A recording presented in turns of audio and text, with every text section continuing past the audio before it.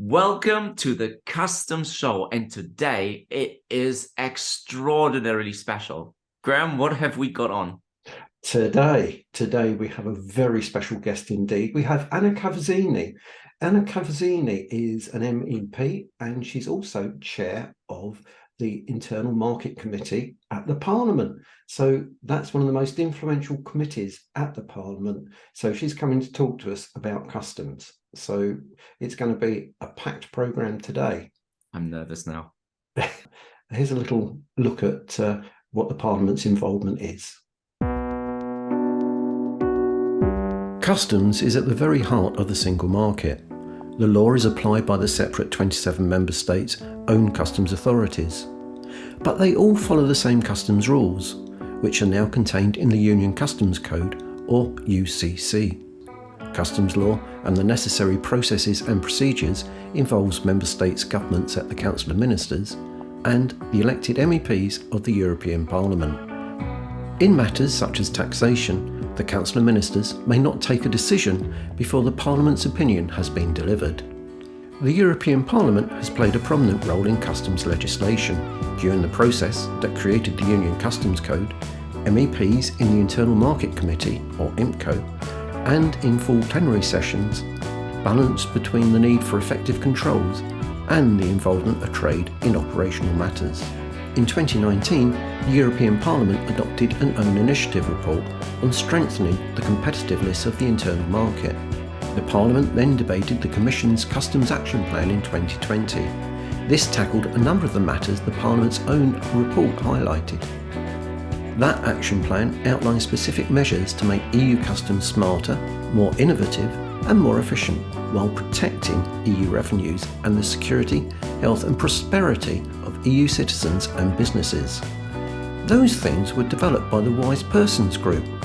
Viewers will recall the Customs Show's interview with the chair of that group, Arantxa González-Laya, in our first ever episode. The Commission is now drawing all this together in their UCC review to create a package of proposals. This is expected in early spring. Once the Commission publishes their UCC review package, the Internal Market Committee, chaired by this edition's guest, Anna Cavazzini, will take the lead on behalf of the Parliament as all stakeholders seek to refine the proposals. Wow, this is so exciting. Anna, nice to meet you. Nice to meet you too. It's such a pleasure. You don't even know how exciting it is. We don't get to speak to so high-profile politicians that often. So we are super excited, and so much more that you want to talk about customs and the role of the European Parliament. Thank you very much indeed. Yeah, pleasure to meet you. And I'm looking forward to discuss this very exciting topic that is often not so much in the public eye, but very important. Thank you. Thank you. So you've achieved so much over the last years since the election of the European Parliament in 2019, and you are now the chair of the Internal Market Committee in the European Parliament. So I'm very curious, what inspired you to stand for election to the European Parliament in Brussels, and what do you do now as chair? Yes, I'm indeed a German parliamentarian for the Greens. And when I was running in 2019, I wanted to really move the big questions, because of course regional parliaments, national parliaments are very important, but I feel the big political framework is decided in Brussels, and I was always basically interested in a sustainable economy. So how do we really improve our supply chains? How do we transform our economy into a net zero economy? And that is why I chose the Internal Market Committee. And yeah, 1 year later, I became chair, because the former chair basically became the Belgian vice prime minister. And since then, I would say I have a lot of pleasure in my job, because as a chair, I can help directing the committee, putting things on the agenda, frame the narrative, probably a little bit differently than other chairs before me. And I think, yeah, this gives me a lot of pleasure, and I have the feeling, yeah, working for the EU citizens for the right EU frameworks is a lot of joy. Yes, absolutely. And what a great job you're doing. You know, we can follow all the debates, of course, live online. no matter where you are in the world. I'll watch it from the UK. Graham's watching it somewhere in the south of the UK. So it's always a pleasure to see the IMCO committees. But we're here to talk about, yeah, you said it. It's not so obvious, this topic, customs. And I know this must not be the most exciting topic in the world, but for businesses, as you know, it is super important, especially in cross-border trade. So we are, of course, as experts and specialists, we love to talk about customs day in and day out. But what about the Parliament perspective? We're interested in your views as IMCO chair from a committee perspective. What role does customs play in the European Parliament? I think in the IMCO committee, amongst all the members, there's really a good understanding of why customs is important. And I think we see it often as a tool to basically implement all the legislation we are voting on and discussing in the committee, for example, on product safety. And we know, okay, only with strong customs, that is the other side of the coin of regulation, we can protect the EU citizens, the consumers, with high product standards.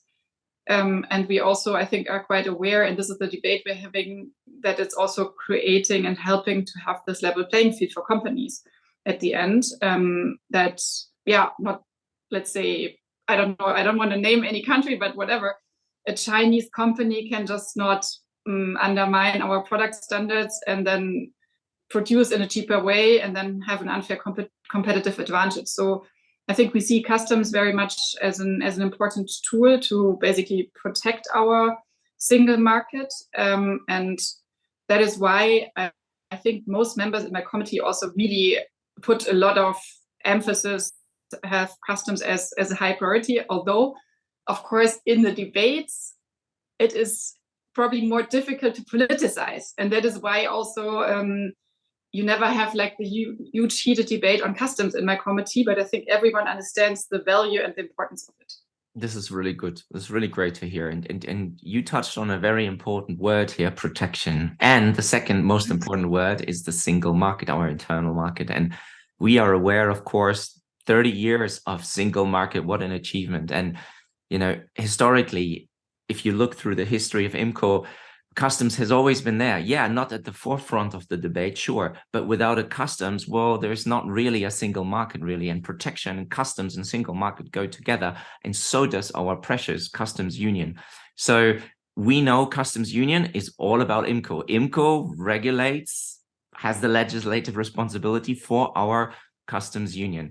So looking into the current state of the customs union, if I may ask that, how do you feel the developments are going in practice? And how has, if you can say, it helped to let our single market, 30 years of single market, flourish and develop and prosper?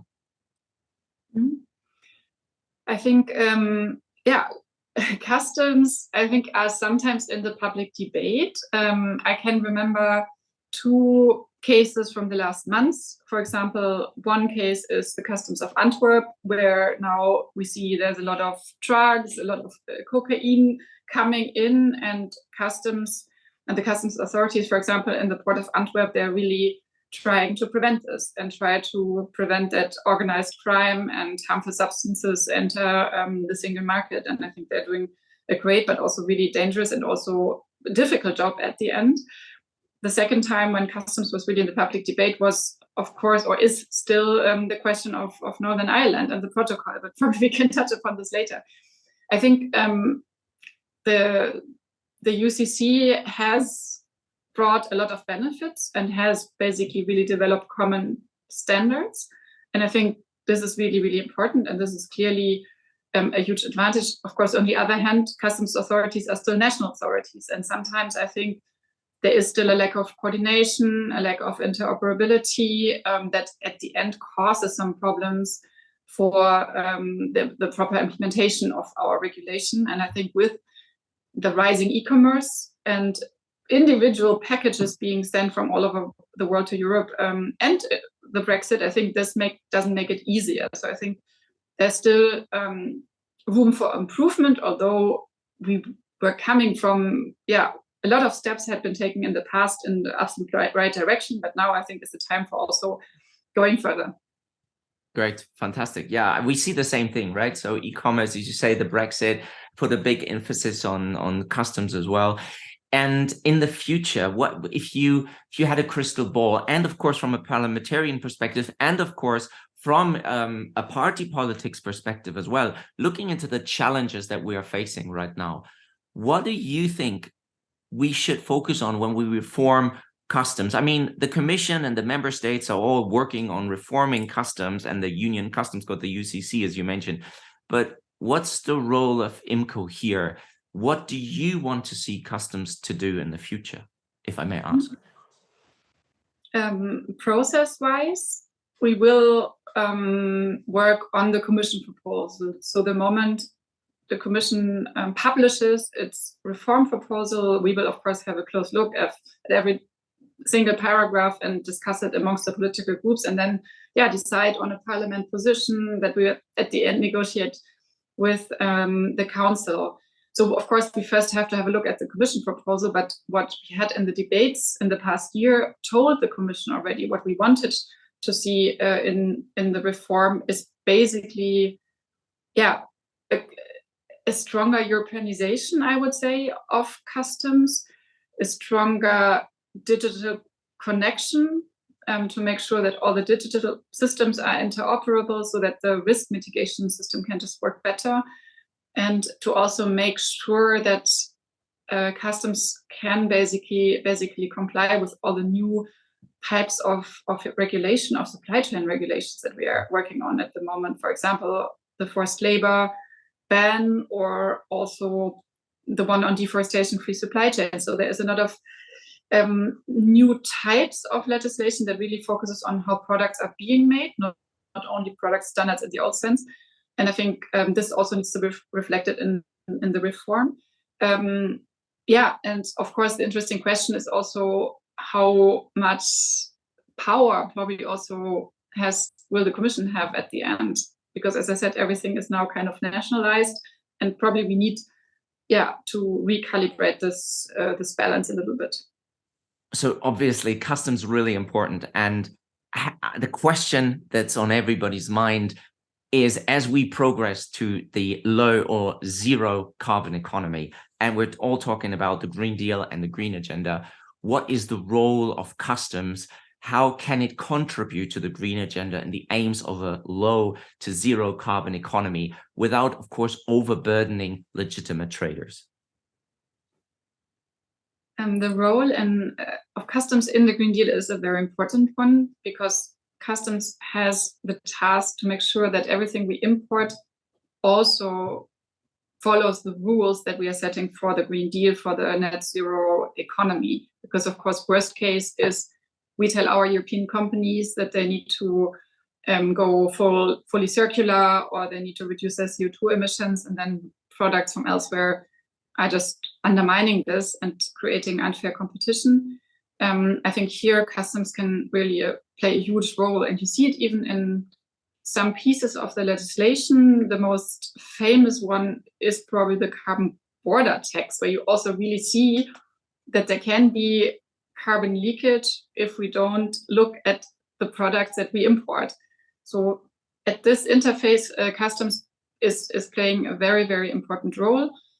I think on a micro level, thinking about more digitalized systems, having less paperwork, having more streamlined procedures, making things as efficient as possible, using renewable energy in the mix. All these kind of things are on micro level, of course, also important, where custom authorities can also embrace the Green Deal. Yeah, fantastic. And there is a bit of homework for us as industry and as traders to do as well, because everybody needs to pull their weight, the legislators as well as the industry. And I think working together is going to be very crucial for the next years. I want to thank you. Thank you for your time. And I will close with one final question. That's quite an important one for me and for Graham as well. Can you actually give us some advice on how professionals in customs, such as ourselves, but also all our colleagues in global trade, there's so much knowledge and awareness and practical experience. how can we best work with you, work with MEPs and of course the European Parliament as legislation passes through your house, but also as very practical questions like the Green Deal, or how do we make the Green Deal work and the Green Agenda work, come before you? How can we work with you to share our expertise, our in-depth knowledge on customs?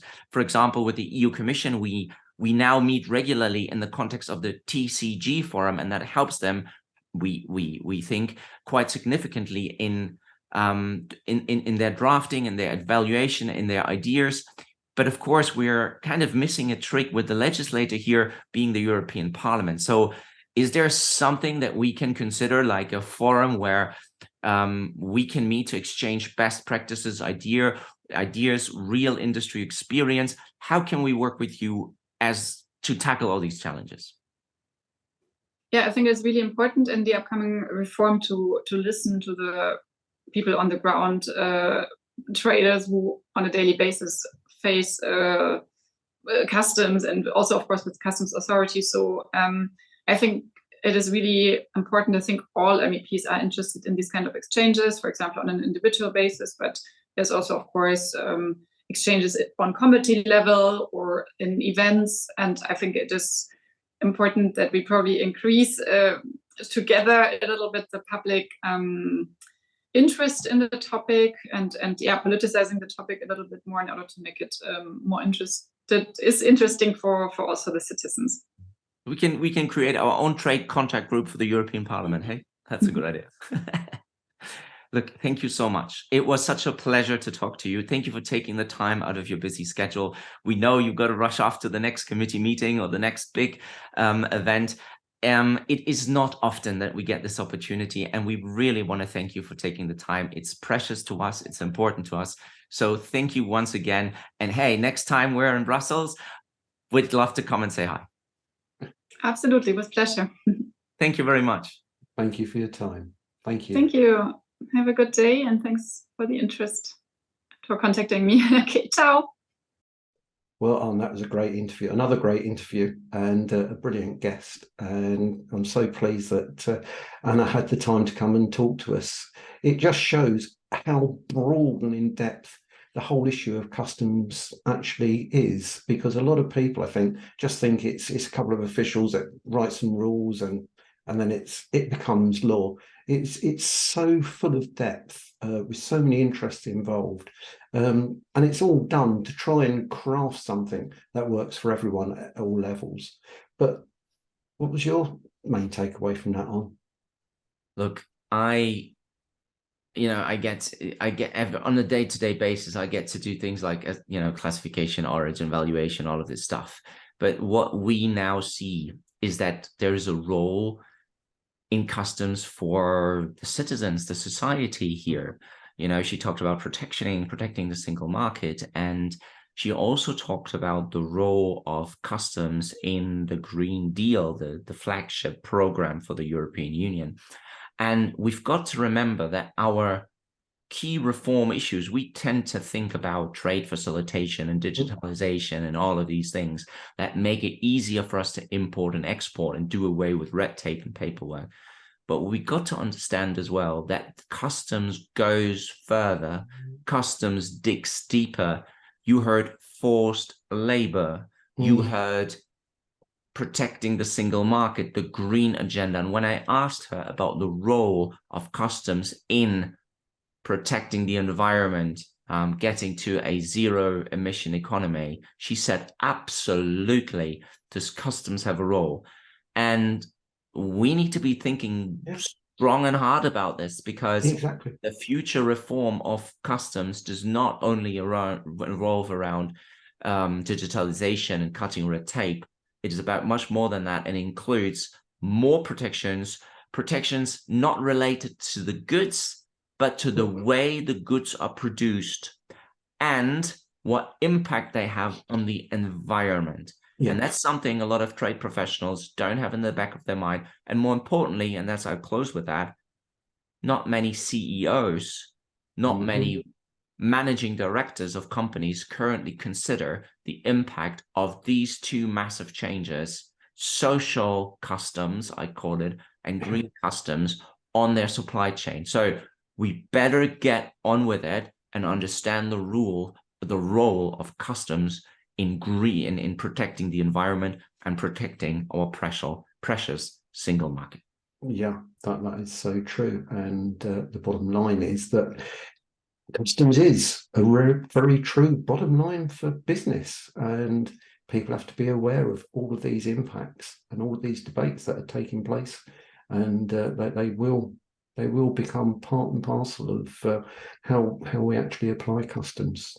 But talking of applying customs, I think now it is time for Arne's Questions Corner.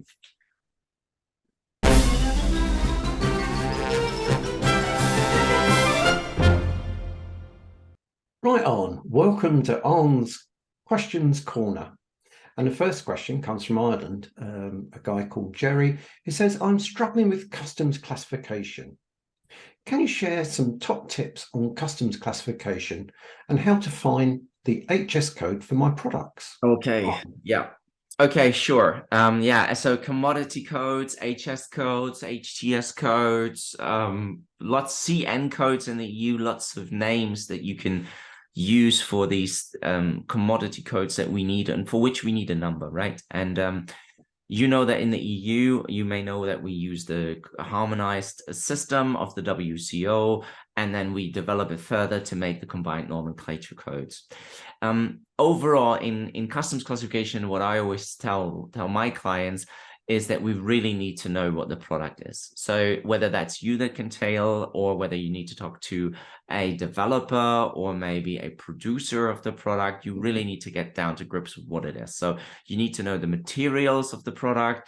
You need to know the functioning of the product. You need to go any performance specification that you might need to think about.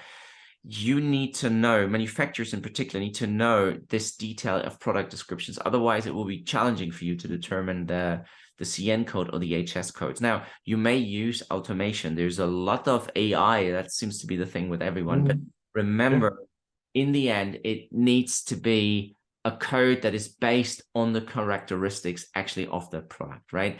And if you're a distributor or you're a reseller or you're a retailer and you just pick code off the internet, or you just let a bot or an AI decide what the code's going to be and you go with whatever the AI said, well, AI's come a long way, but you need a bit of common sense here as well. So Graham, just to finish this point, there are a couple of questions I would ask, right? If I look at a product, I've got it in front of me and I want to determine the code, I'll just ask simple questions such as, actually, objectively, what is it?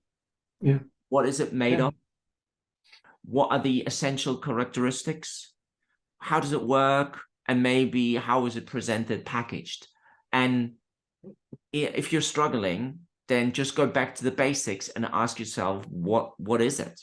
And that should make it much easier. Okay, good advice. But of course, if anyone does have some more specific questions, then drop us a line and Arne would be happy to help. And the next question comes from the Netherlands and Marguerite. And Marguerite has asked, I'm confused as to how I can figure out how much duty I need to pay on my products. Can you help? What do I do? What do I need to do?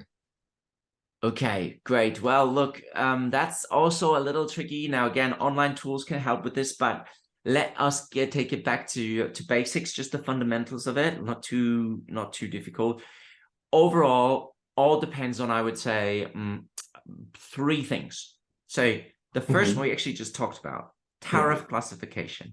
That determines really the rules and also the rates of duty that apply, right? So we've got, say, 3%, 5%, 10%, something like that. Now, that doesn't help you much because the 3 or the 5 or 10% of what, right? So now you need the basis on which you charge this duty and or VAT, for example, and that's known in the EU as in around the world as the customs value. Now, there is a lot of work on customs value, a lot of things we could be saying, but let's just say the price paid or payable at export for the goods adjusted as necessary is your customs value. And then if it's, say, 100 euros, you base the 3% on that. Final point, that makes 3, the origin of the goods. Obviously, that's important because you might be paying additional duty for some countries, or you may be able to benefit from a free trade agreement, and that would reduce the duty rate altogether. So these are the 3 things I'd be thinking about: classification, valuation, and origin. Right, so that's useful. And actually, the third question from John in Germany actually has asked a continuing kind of question from that, and his question is, what actually are the rules of origin? What do they do, and why do they matter so much? Wow, that's opening a big chapter here. We should have a separate session on that, right? Well, look, at high level, I can tell you that rules of origin, they determine, I guess, where goods are from, where they originate. Now, don't get me wrong, this can be different from where they're shipped from. I say, maybe flippantly, this is where the goods are born, right? So if you think of a plant is grown in the earth, so this is where the plant is born. But in a figuratively sense, a car gets born as well, in a way. In a machine, a factory, you put things together, and before there wasn't a car, and now there is a car. So in other words, it's where a product has been produced or manufactured. Or even more easily said, it's really where there is the economic nationality of a product. And you need to really know this origin, and you need to understand things like where did the product and undergo its last significant transformation in order to determine where the origin is. There's a lot more to it, including 2 types of origin, not only important for preferential purposes, but also for commercial measures, anti-dumping duties, special trade measures, etc. So to make it very practical and then come to an end, because there's just no time to deep dive into this. A car from Japan, incorporated, or a car part from Japan incorporated in a car in Germany, for example, might have this origin to be in Germany, because the car part, the car is born in Germany, it is then a German car. So it's the extent of transformation that usually is really important for origin.